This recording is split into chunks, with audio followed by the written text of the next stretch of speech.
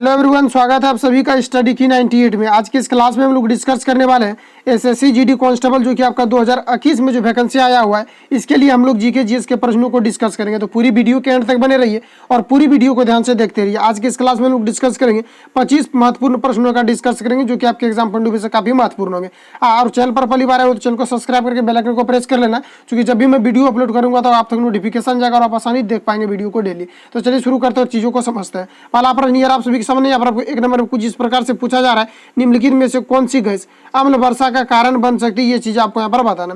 तो देखिए अम्ल वर्षा जो होता है इसके लिए मुख्य रूप से अगर हम उत्तरदायी की अगर हम बात करें तो ये आपका सल्फर डाइऑक्साइड होता है। सल्फर डाइऑक्साइड होता है, सल्फर डाइऑक्साइड के कारण से ही आपका जो है अम्ल वर्षा होता है। ऑप्शन ए में दिया कार्बन डाइऑक्साइड, ये आपका गलत हो जाएगा। ऑप्शन बी में दिया कार्बन मोनोऑक्साइड, ये भी आपका गलत हो जाएगा। ऑप्शन यहाँ पर आपको सी में दिया कार्बन डाइऑक्साइड, तो इसी के कारण से जो है आपका अम्ल वर्षा होता है। ऑप्शन यहाँ पर आपका सी करेक्ट हो जाएगा। मीथेन के कारण से भी नहीं होता है, तो ऑप्शन यहाँ पर आपका सी करेक्ट। इसके अलावा अगर हम लोग बात करें कल कारखाने में क्या होता है कि सल्फर डाइऑक्साइड बनते हैं जिसके कारण अम्ल वर्षा होती है, तो ऑप्शन यहाँ पर आपका सी करेक्ट हो जाएगा। अम्ल वर्षा की अगर हम बात करें कि पीएच मान कितना होता है, क्योंकि अम्ल वर्षा जो होता है ये आपका अम्लीय होता है। जो अम्लीय होता है तो 7 से इसका मान कम होगा। अगर 7 एक्यूरेट हो जाएगा तो ये आपको उदासीन हो जाएगा, और 7 से अधिक होता है तो ये फिर क्षारीय हो जाएगा, और 7 से कम रहेगा तो ये अम्लीय होगा। तो अम्लीय जब है इसका पीएच मान कितना होता है, इसका मान होता है 5.6 होता है। ठीक है, यह चीज आपको यहाँ पर याद रखना। अम्लीय वर्षा के बारे में आपसे पूछा जाता है कि अम्ल वर्षा का पीएच मान कितना होता है, ये आपका 5.6 होता है। तो ऑप्शन यहाँ पर आपका सी करेक्ट हो जाएगा। सल्फर डाइऑक्साइड के कारण से आपका अम्ल वर्षाएं होती है, तो ऑप्शन यहाँ पर आपका सी राइट हो जाएगा। नेक्स्ट क्वेश्चन आगे बढ़ते हैं। नेक्स्ट यहाँ पर आपको चीजें पूछी जा रही है, निम्नलिखित में से किस पदार्थ में सबसे अधिक विशिष्ट उष्मा होती है, ये आपको यहाँ पर बताना है। तो देखिए ऑप्शन ए में दिया हुआ लोहा, ऑप्शन बी तांबा, ऑप्शन सी पारा, ऑप्शन डी जल। तो यहाँ पर आपका करेक्ट आंसर हो जाएगा जल, क्योंकि जल में क्या होता है कि विशिष्ट गुप्त उष्मा पाए जाते हैं, जिससे कि क्या होता है कि स्ट्रीम बोलते हैं हम जिसको। स्ट्रीम के कारण स्ट्रीम क्या होता है कि मानव त्वचा के लिए काफी हानिकारक भी होते हैं, और जिसके कारण से यहाँ पर आपको जो चीजें पूछी जा रही है कि पदार्थ में सबसे अधिक उष्मा किस में होता है, तो जल में होता है, क्योंकि जल में क्या होता है कि विशिष्ट गुप्त उष्मा पाए जाते हैं, जिसके कारण से त्वचा के लिए क्या होता है कि हानिकारक होता है। ऑप्शन यहाँ पर डी करेक्ट हो जाएगा। नेक्स्ट क्वेश्चन आगे बढ़ते हैं। नेक्स्ट यहाँ पर आपको पूछा जा रहा है 3 नंबर में, विश्व स्वास्थ्य संगठन WHO की स्थापना कब हुई थी, बताइए कि विश्व स्वास्थ्य संगठन WHO की स्थापना कब हुई थी, यानी वर्ल्ड हेल्थ ऑर्गेनाइजेशन की स्थापनाएं जो है ये कब हुआ था, ये चीज़ आपको यहाँ पर बताना है। तो इसकी अगर हम लोग यहाँ पर बात करें तो इसकी जो स्थापनाएं हुई थी 7 अप्रैल को, कब हुआ था, तो 7 अप्रैल को हुआ था। ठीक है, 7 अप्रैल 1948 को WHO की स्थापना किया गया था। ऑप्शन यहाँ पर आपको ए करेक्ट हो जाएगा। इसके अलावा अगर हम लोग यहाँ पर बात करें कि WHO जो है वर्ल्ड हेल्थ ऑर्गेनाइजेशन, इसकी मुख्यालय की अगर हम लोग बात करें तो मुख्यालय आपको याद रखना है कि कहाँ पर है, तो जेनेवा जो है इसका कैपिटल है। ठीक है, तो ये चीज़ आपको यहाँ पर याद रखना कि जेनेवा क्या है, तो ये आपका WHO का ये मुख्यालय है। ठीक है, तो ये भी आपको यहाँ पर याद रखना है। ऑप्शन यहाँ पर आपका ए करेक्ट हो जाएगा। इसमें अगर हम लोग बात करें कि अभी कितना देश इसमें शामिल है, तो 194 देश वर्ल्ड हेल्थ ऑर्गेनाइजेशन में अभी सदस्य बने हैं, 94 देश। और विश्व स्वास्थ्य दिवस जो मनाया जाता है इसी के यानी 7 अप्रैल को जो आपका विश्व स्वास्थ्य संगठन का जो स्थापना जो किया गया था 7 अप्रैल को, इसी कारण से 7 अप्रैल को प्रत्येक वर्ष विश्व स्वास्थ्य दिवस के रूप में मनाया जाता है। ऑप्शन ए यहाँ पर आपका राइट हो जाएगा। इतने चीज़ों को आपको यहाँ से याद रखना है। नेक्स्ट क्वेश्चन आगे बढ़ते हैं। नेक्स्ट यहाँ पर आपको पूछा जा रहा है, शरीर के आंतरिक अंगों का परीक्षण किस उपकरण द्वारा किया जाता है, ये आपको यहाँ पर बताना है। तो बताइए कि शरीर के आंतरिक अंगों का जो परीक्षण किया जाता है किस डिवाइस के द्वारा किया जाता है। तो इसमें अगर हम लोग बात करें तो एंडोस्कोप के द्वारा। शरीर में किसी भी प्रकार का गड़बड़ी होता है तो ये एंडोस्कोप के द्वारा जांच किया जाता है। इसके अलावा अगर हम लोग यहाँ पर बात करें इलेक्ट्रोकार्डियोग्राफी की अगर हम लोग बात करते हैं तो इलेक्ट्रोकार्डियोग्राफी से क्या होता है कि हृदय यानी कि हृदय जब काम करना बंद कर देता है, यानी हृदय का जो गति होता है, जब किसी भी प्रकार की समस्याएं बॉडी में होता है, ये क्या होता है हृदय से पता चलता है कि हृदय काम कर रहा है या नहीं कर रहा है, उसका गति से पता चल जाता है। तो हृदय का जो गति जो लगाया जाता है, गति का जो पता लगाया जाता है इलेक्ट्रोकार्डियोग्राफी के द्वारा लगाया जाता है, जिसको हम लोग ECG बोलते हैं। क्या बोलते हैं, ECG बोलते हैं। ठीक है, तो ये आपका क्लियर हो गया। ऑप्शन यहाँ पर होगा बी करेक्ट हो जाएगा कि शरीर के आंतरिक भागों का जब परीक्षण किया जाता है तो एंडोस्कोप के द्वारा किया जाता है।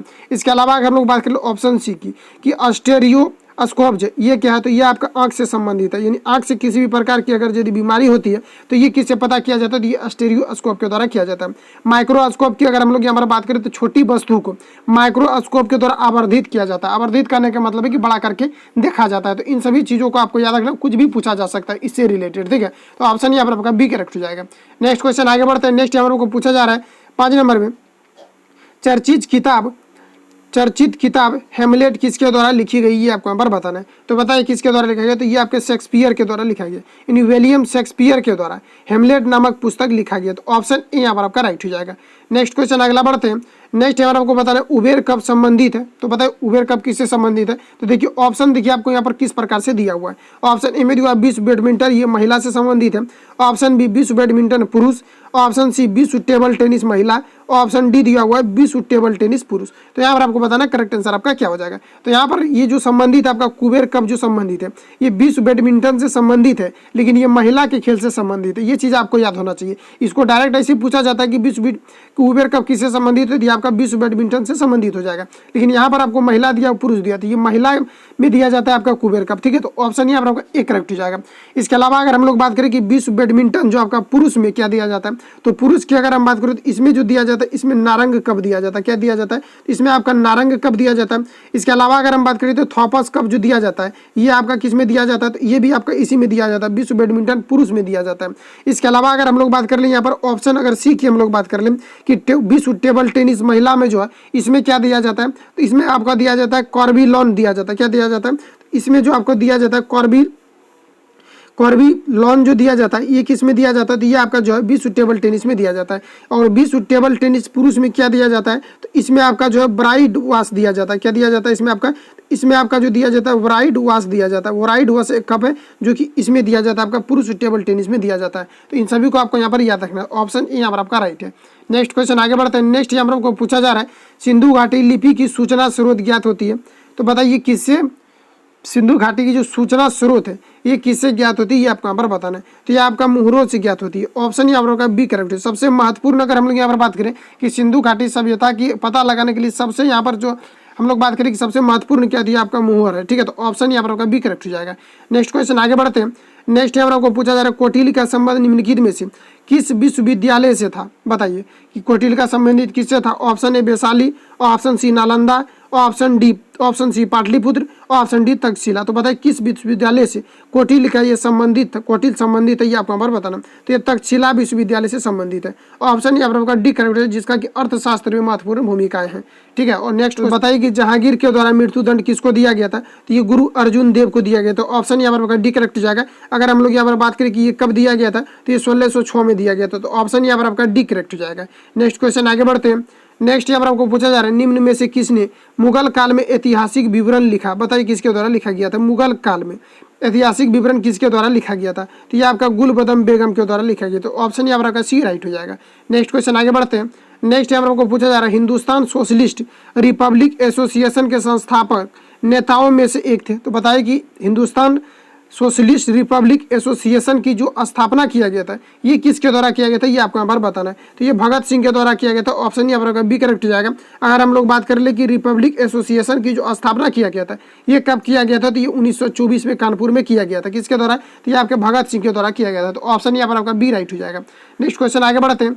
नेक्स्ट यहाँ पर आपको पूछा जा रहा है अगस्त 1932 की रेमजे मैकडोनाल्ड के सांप्रदायिक पंचाट के द्वारा पहली बार एक पृथक निर्वाचन समूह बनाया गया था। तो बताइए ये किसके लिए बनाया गया था, ये आपको यहाँ पर बताना है। तो ये अछूतों के लिए बनाया गया था। ऑप्शन यहाँ पर आपका डी राइट हो जाएगा।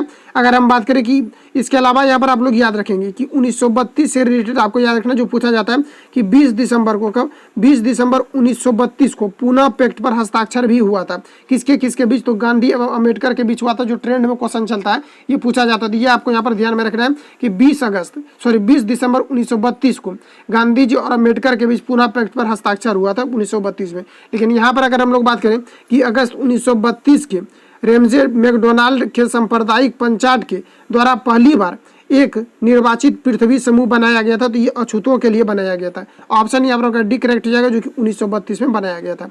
नेक्स्ट क्वेश्चन आगे बढ़ते हैं। नेक्स्ट यहाँ को पूछा जा रहा है स्वराज आम जनता के लिए होना चाहिए, केवल वर्गों के लिए नहीं।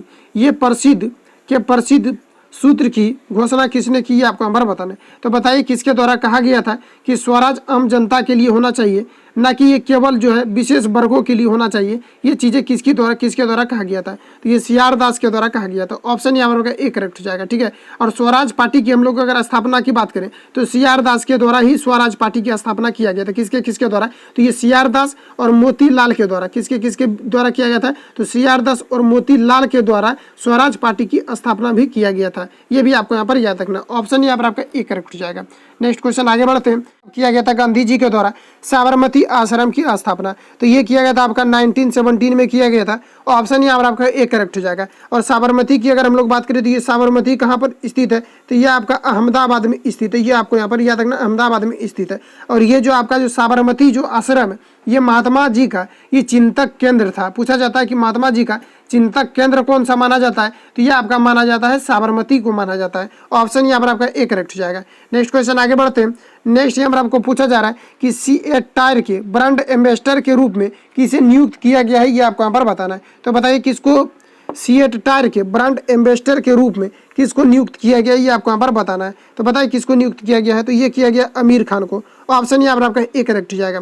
नेक्स्ट क्वेश्चन आगे बढ़ते हैं। नेक्स्ट यहाँ पर आपको बताना है 16 नंबर में देश का पहला मेडिकल डिवाइस पार्क किस राज्य में स्थापित किया जाएगा, बताइए। और करंट अफेयर जो भी आपका बनेगा, इंपोर्टेंट जो भी करंट अफेयर्स आपका बनेगा, उसको भी हम लोग प्रत्येक वीडियो में डिस्कस करते चलेंगे, ताकि एक बार आपको ऐसा ना कि आपको एक बार ही सब पढ़ना पड़ जाए, ठीक है। तो यहाँ पर देखिए जो पूछा जा रहा है कि देश का पहला मेडिकल डिवाइस पार्क किस राज्य में स्थापित किया जाएगा, ये आपको यहाँ पर बताना है। Option A Kerala, option B Karnataka, option C Tamil Nadu, option D Haryana. तो यहाँ पर आपको बताना है करेक्ट आंसर आपका क्या हो जाएगा। तो ये जो है केरल में स्थापित किया, यानी देश का पहला जो मेडिकल डिवाइस पार्क जो स्थित किया जाएगा, ये कहाँ पर किया जाएगा, तो ये आपके केरल में किया जाएगा। तो ऑप्शन यहाँ पर आपका ए करेक्ट हो जाएगा। नेक्स्ट क्वेश्चन आगे बढ़ते हैं। नेक्स्ट यहाँ पर आपको पूछा जा रहा है विश्व जोखिम सूचकांक WRI 2020 में भारत की रैंक क्या है, ये आपको यहाँ पर बताना है। तो भारत का 89वां रैंक है, ठीक है। 89वां रैंक जो है ये भारत का विश्व जोखिम सूचकांक में अभी है। ऑप्शन यहाँ पर आपका सी करेक्ट हो जाएगा। नेक्स्ट क्वेश्चन आगे बढ़ते हैं। नेक्स्ट यहाँ पर आपको पूछा जा रहा है भारत के पहले ई संसाधन केंद्र न्याय कौशल का उद्घाटन कहाँ किया गया है, बताइए कहाँ किया गया है। तो इसकी अगर हम लोग यहाँ पर बात करें तो ये नागपुर में किया गया है। यानी भारत का पहले ई संसाधन न्याय केंद्र की जो उद्घाटन जो स्थापित किया गया है, ये उद्घाटन कहाँ किया गया है, ये नागपुर में किया गया। ऑप्शन यहाँ पर आपका बी करेक्ट हो जाएगा। नेक्स्ट क्वेश्चन आगे बढ़ते हैं। नेक्स्ट यहाँ पर आपको पूछा जा रहा है हाल ही में भारतीय वायुसेना ने सुखोई 30 विमान से किस मिसाइल का सफल परीक्षण किया है, बताइए किसका किया गया है। तो यह अभी किया गया है ब्रह्मास्त्र मिसाइल का। ऑप्शन यहाँ पर आपका बी राइट हो जाएगा। नेक्स्ट क्वेश्चन आगे बढ़ते हैं। नेक्स्ट यहाँ पर आपको बताना है अंग्रेजों ने भारत में अप्रत्यक्ष चुनाव की प्रणाली पहली बार निम्नलिखित में से किस अधिनियम द्वारा प्रारंभ की थी, बताइए किस अधिनियम द्वारा। तो ये 1892 के अधिनियम द्वारा ये प्रारंभ किया गया था। ऑप्शन यहाँ पर आपका डी करेक्ट हो जाएगा। नेक्स्ट क्वेश्चन स्वतंत्रता से पूर्व रियासतों में से कौन सी रियासत सबसे बड़ी थी, बताइए कि स्वतंत्रता से पूर्व रियासतों में से सबसे बड़ी रियासत कौन सी थी। तो ये आपके हैदराबाद थे। ऑप्शन यहाँ पर आपका ए करेक्ट हो जाएगा। सबसे बड़ी रियासत जो थी ये आपका हैदराबाद से, जिसकी हम लोग आबादी की बात करें तो 1.5 करोड़ था। कितना, 1.5 करोड़। ऑप्शन यहाँ पर आपका ए राइट हो जाएगा। नेक्स्ट क्वेश्चन आगे बढ़ते हैं। नेक्स्ट यहाँ पर आपको बताना है संविधान सभा के डैश 1946 के अंतर्गत भारतीय संविधान का निर्माण हुआ था, बताइए ये कब हुआ था। संविधान सभा के डैश 1946 के अंतर्गत भारतीय संविधान का निर्माण हुआ था, ये आपको यहाँ पर बताना है। तो ये जो है कैबिनेट मिशन प्लान के द्वारा 1946 के अंतर्गत भारतीय संविधान का निर्माण हुआ था। ऑप्शन यहाँ पर आपका सी करेक्ट हो जाएगा। नेक्स्ट क्वेश्चन आगे बढ़ते हैं। नेक्स्ट यहाँ पर आपको बताना है उत्तर कोरिया तथा दक्षिण कोरिया के बीच सीमा रेखा को क्या कहते हैं, बताइए क्या कहा जाता है। उत्तर कोरिया और दक्षिण कोरिया के बीच जो सीमाएं रेखा लगती है इसको किस नाम से जाना जाता है। तो 38वीं समांतर रेखा के द्वारा दक्षिण कोरिया, नॉर्थ कोरिया और साउथ कोरिया को जोड़ा जाता है। ऑप्शन यहाँ पर आपका सी करेक्ट हो जाएगा। इसके अलावा कुछ आपको महत्वपूर्ण यहाँ से फैक्ट को याद रखना है जो पूछा जाता है। रेड क्लिफ रेखा किसके बीच लगता है, तो ये भारत और पाकिस्तान के बीच लगता है। उसके बाद हम लोग यहाँ पर बात करें डुरंड रेखा की, तो ये भारत और अफगानिस्तान के बीच लगता है। 49वीं समांतर रेखा की अगर हम बात करें तो ये अमेरिका और कनाडा के बीच लगता है। 70वीं समांतर रेखा की बात करें तो उत्तरी वियतनाम और दक्षिणी वियतनाम के बीच लगता है। इसके अलावा हम लोग बात करें मैकमोहन रेखा की, तो ये भारत और चीन के बीच लगता है। तो इतने चीज़ों को आपको याद रखना है। अगर रेखा से रिलेटेड प्रश्न पूछा जाएगा तो इतने में से ही पूछा जाएगा। तो इतने चीज़ों को आपको यहाँ से याद रखना है। नेक्स्ट क्वेश्चन आगे बढ़ते हैं। नेक्स्ट यहाँ पर आपको बताना है सेशेल्स द्वीप कहाँ स्थित है, तो बताइए कि ये आपका सेशेल्स द्वीप जो ये कहाँ पर स्थित है, ये आपको यहाँ पर पूछा जा रहा है। तो ये आपके हिंद महासागर में स्थित है। ऑप्शन यहाँ पर आपका बी करेक्ट हो जाएगा। इसके अलावा अगर हम लोग बात करें कि विश्व का जो सबसे बड़ा महासागर ये कौन सा महासागर है, तो ये प्रशांत महासागर हो जाएगा। प्रशांत महासागर विश्व का सबसे बड़ा महासागर है। विश्व का सबसे, अगर हम लोग छोटा महासागर की बात करें, सबसे छोटा महासागर कौन सा है, तो ये आपका आर्कटिक महासागर जो है ये विश्व का सबसे छोटा महासागर है। सबसे बड़ी अगर हम लोग यहाँ पर झील की बात करें तो ये आपका हो जाएगा कैस्पियन सागर। क्या हो जाएगा, कैस्पियन सागर जो है ये विश्व का सबसे बड़ी झील है कैस्पियन सागर। और सबसे अगर हम छोटी झील की, इसके अलावा अगर हम लोग बात करें यहाँ पर नमक झील की, ठीक है, तो नमक झील की अगर हम लोग बात करें, नमक झील के बारे में जो पूछा जाता है आपको कि नमक झील जो है ये नमकीन पानी का जो खारा पानी का जो झील है ये कौन सा झील है, तो ये आपका वान झील है, ठीक है। ये आपको याद रखना कि ये आपका वान झील है जो कि विश्व का सबसे बड़ा झील है। इसके अलावा भारत की अगर हम लोग बात करें कि भारत में जो सबसे जो छोटा झील है, ठीक है, भारत में सबसे जो नमकीन का झील जो है ये कौन सा झील है, सबसे छोटा और सबसे नमकीन का झील कौन सा है, तो ये आपका सांभर झील हो जाएगा। जो भारत में नमकीन झील पाए जाते हैं, खारे पानी का झील पाए जाते हैं। तो इतने फैक्ट को आपको यहाँ से याद रखना है। नेक्स्ट क्वेश्चन आगे बढ़ते हैं। नेक्स्ट है आपको पूछा जा रहा है 25 नंबर में, 1955 में कौन से बैंक का नाम बदलकर स्टेट बैंक ऑफ इंडिया रखा गया है। तो बताइए किस बैंक का नाम बदल करके स्टेट बैंक ऑफ इंडिया रखा गया है, तो ये इंपीरियल बैंक ऑफ इंडिया का नामांकन किया गया था। उसके बाद 1955 में इसका जब नामांकन किया गया, क्योंकि ये जो बैंक जो इंपीरियल बैंक ऑफ इंडिया जो है इसकी स्थापना की अगर हम लोग बात करें तो 1921 में स्थापना किया गया था, लेकिन इसका जो नामांकन जो पुनः इसको जो चेंज जो किया गया था 1955 में किया था, क्योंकि स्टेट बैंक ऑफ इंडिया जो इसका जो 1921 में जब इसका स्थापना हुई थी तो इसका जो फर्स्ट टाइम जो इसका नाम जो रखा गया था इंपीरियल बैंक ऑफ इंडिया रखा गया था, ठीक है। तो इसका जब चेंज, इसका जो पुनः जो नामांकन किया गया तो 1955 में किया गया। उसके बाद इसका नाम क्या रखा गया, तो स्टेट बैंक ऑफ इंडिया रखा गया है, ठीक है। तो यहाँ पर जो पूछा जा रहा है कि किसका नाम बदलकर स्टेट बैंक ऑफ इंडिया रखा गया है, तो भारतीय इंपीरियल बैंक ऑफ इंडिया को रखा गया है। ऑप्शन यहाँ पर आपका बी करेक्ट हो जाएगा, सॉरी डी करेक्ट हो जाएगा। इसके अलावा अगर हम लोग बात करें कि भारत का सबसे बड़ा व्यावसायिक बैंक कौन सा है, तो ये आपका SBI है, भारत का जो कि सबसे बड़ा व्यावसायिक बैंक है। इसके अलावा सबसे ज़्यादा अगर हम लोग शाखा की बात करें तो ये भी आपके SBI की सबसे ज़्यादा शाखा है भारत में। SBI की स्थापना की हम लोग यहाँ पर बात कर ली है कि 1921 में यह स्थापना किया गया था, सिर्फ इसका नाम बदला गया है 1955 में, तब इनका नाम जो है रख दिया गया स्टेट बैंक ऑफ इंडिया। इसके राष्ट्रीयकरण की अगर हम लोग बात करें कि राष्ट्रीयकरण जो किया गया था ये कब किया गया था, तो ये 1 जुलाई 1955 को राष्ट्रीयकरण किया गया था, जब इसका नामांकन जो है पुनः किया गया था तो इसका राष्ट्रीयकरण किया गया था। तो ऑप्शन यहाँ पर आपका बी करेक्ट हो जाएगा। इसके अलावा अगर हम लोग बात करें कि अभी तक भारत में कितनों बैंकों का राष्ट्रीयकरण हो चुका है, तो अभी तक हम लोग अगर बात करें तो 21 बैंकों का भारत में राष्ट्रीयकरण हो चुका है। सर्वप्रथम जो राष्ट्रीयकरण हुआ था ये कब हुआ था, तो 1969 में सर्वप्रथम राष्ट्रीयकरण हुआ था, और उस समय जो राष्ट्रीयकरण हुआ था 14 बैंकों का राष्ट्रीयकरण हुआ था। इतने चीज़ों को आपको यहाँ से याद रखना है। ऑप्शन यहाँ पर आपका डी राइट हो जाएगा। नेक्स्ट क्वेश्चन आगे बढ़ते हैं। बस इतना ही प्रश्न आज लेकर के आए थे। मिलेंगे नेक्स्ट वीडियो में। अगर चैनल पर पहली बार आए हो तो चैनल को सब्सक्राइब करके बेल आइकन को जरूर प्रेस कर लें, क्योंकि जब भी मैं वीडियो अपलोड करूंगा तो आप तक नोटिफिकेशन जाएगा, तभी आप वीडियो को डेली देख पाएंगे। तो मिलते हैं नेक्स्ट वीडियो के साथ। Thank you for watching. Best of luck. जय।